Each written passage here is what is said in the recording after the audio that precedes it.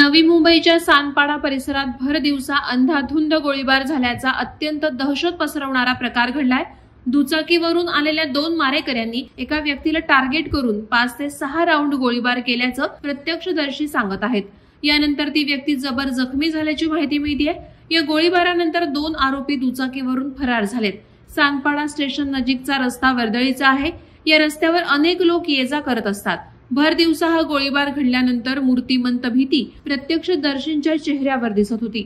या घटनेनं परिसरात प्रचंड भीतीचं वातावरण पसरल्यानं सानपाडा पोलिसांसमोर या प्रकरणाचा लवकरात लवकर छडा लावण्याचं मोठं आव्हान उभं राहिलंय।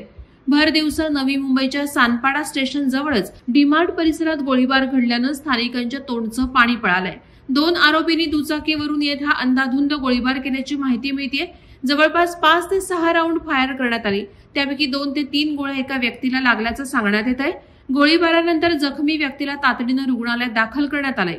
या धक्कादायक घटनेनंतर सानपाडा पोलीस घटनास्थळी दाखल झाले असून आरोपी कुठल्या दिशेनं फरार झालेत याचा माग करण्यात येत आहे। या संदर्भातील सीसीटीव्ही फुटेज पोलीस तपासत आहेत। हा सर्व प्रकार सुपारी देऊन हत्या करण्याचा होता का या दिशेनं देखील पोलीस तपास करत असल्याचं समजतं। वादळवारा लाईव्हसाठी न्यूज ब्युरो नवी मुंबई। नवी मुंबई व रायगड जिल्ह्यातील ताज्या बातम्या आणि घडामोडींसाठी सबस्क्राईब करा वादळवारा लाईव्ह चॅनल आणि दाबा बेल आयकॉन।